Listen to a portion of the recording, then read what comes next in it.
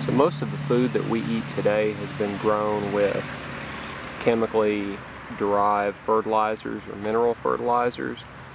That technique, I think, was pioneered by Germans in the 1800s. You take rocks that are rich in phosphorus or potassium or nitrogen or whatever the case may be, and you melt them with sulfuric acid, and then you separate out the components. And what you get left behind is dusts of what you can use for fertilizer. So when you go and buy fertilizer in the store, you're buying some dust that's been achieved by melting rocks that have those mineral components. Before that technique was developed and before people started using it on a large scale, which I think was after 1800, people had to get their fertilizers from organic or natural components. Now the primary source of fertilizer was shit. What you see before you is bat shit. This is below my bat house. This is guano, and bat guano was a tremendous fertilizer that was used by nearly anyone who could get a hold of it. It was very expensive, very valuable, great for growing any kind of anything. The other one was bird guano, so bird droppings. And there were these islands off the coast of Peru, where these birds, these gulls, these seabirds had been depositing bird droppings for, I guess thousands, hundreds of years, and they went in there and mined it out industrially in order to ship it all over the world and sell it. So what we're going to do right now is we're going to collect this bat guano before it rains, because once it rains it's going to wash it all away. And I must admit that in the past I have not been that great at collecting this stuff, but right now it's the spring, there's a load of bugs out, there's a huge amount, so it hasn't rained recently, so I'm going to collect this stuff.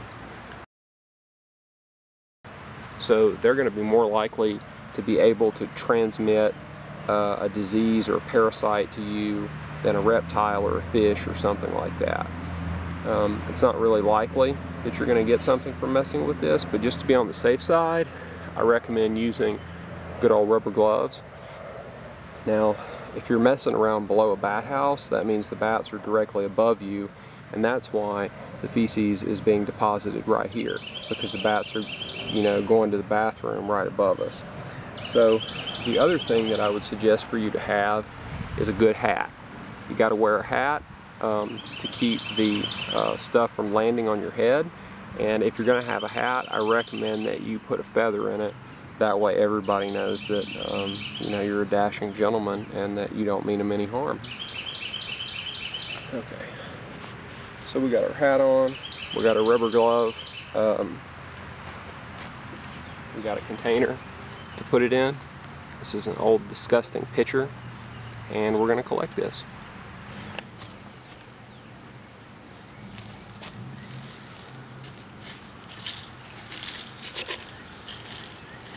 This is way more than I thought was going to be here too.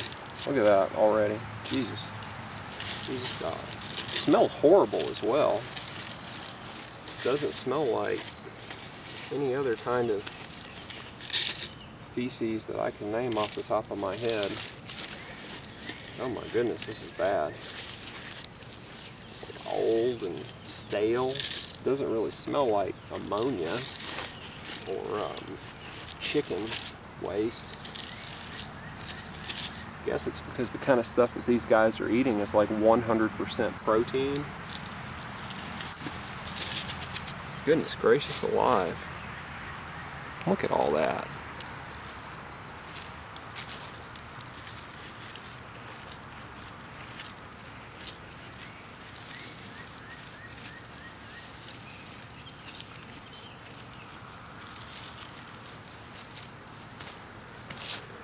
Okay, so that's about all I can stomach for right now. So I'm going to take this and I'm going to go apply it to several places in my garden. Okay, you saw how much I collected the first time. This is about another, I don't know, half of this again. This is how much I collected this time. This is about another half a bucket. There's some more vegetation in here than last time because I kind of had to scrape a little more to make sure I got all of it. guess I should show you what it looks like over there too. Okay, so just to wrap this up, what can I say about bats and guano? I think they're great. I think it's great to have bats around. That's why I put up this bat house, because I wanted to have bats. It took about a year for them to find the bat house and occupy it, but from that point they just completely took off. And not only are they eating insects that I don't really care about, but they're also producing something that I can use, which is this guano. Now, some people will perpetuate a myth that bats eat mosquitoes. I think if bats are eating mosquitoes, it's probably about 5% of their diet or something stupid like that. You shouldn't really think that if you get bats, your mosquito problem's going to... And you can go and test this for yourself to see whether bats are eating mosquitoes. They fly far too high up in the air at night. Mosquitoes stay in the woods, they stay near ground level, they stay around structures. Bats fly above structures. They don't necessarily fly through the woods, they fly in open spaces. So I've observed all this myself, and I have no confidence that my bats are eating mosquitoes. But at the same time, I'm happy to have them. I think they're good for the local ecology, and I think that you should have bats too. Thanks.